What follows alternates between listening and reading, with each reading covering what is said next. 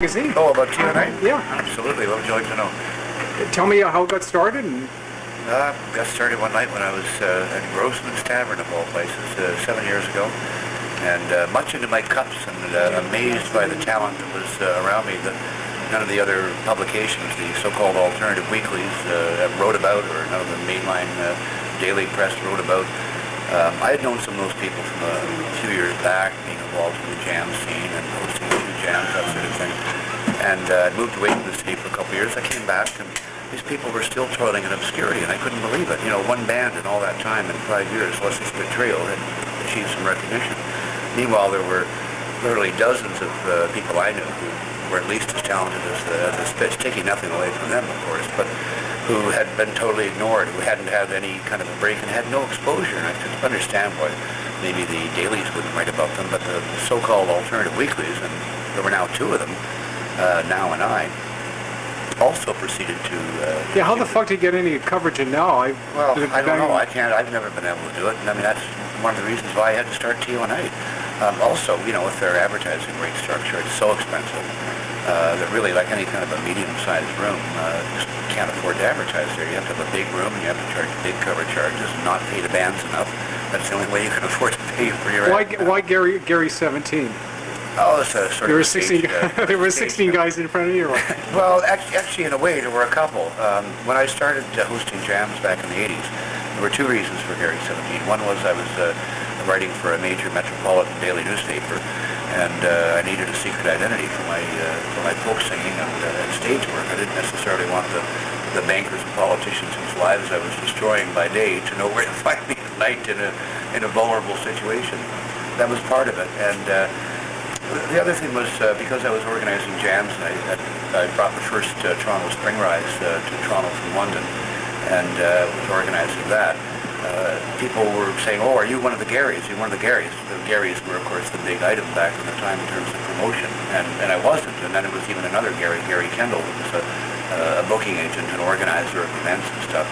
So I wanted to say, no, I'm not. No, I didn't want to say I'm Gary number 3 or Gary number 4 or whatever, or I'm Gary number 1. I'm not that arrogant.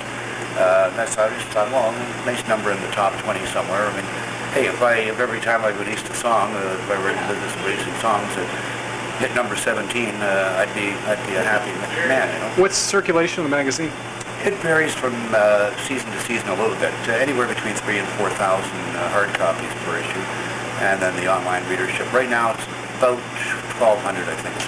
Well, that's all right. But I mean, hopefully that online readership is going to go up quite a bit. We're just starting to get, after 6 months, listed with some of the search engines, and we're looking at actually adding a couple of domain names to make it easier to find us on the web for people who are looking for Toronto live music guides and that sort of thing.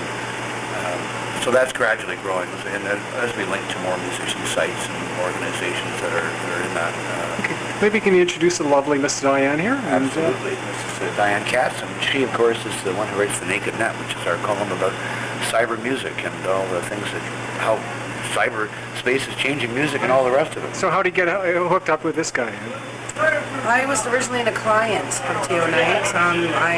About 3 years ago, I had an internet company trying to put musicians on the internet, and I happened to be in a club and saw a TO&A magazine, and I thought that's the right place for me to advertise because it was very geared to the music scene and to musicians.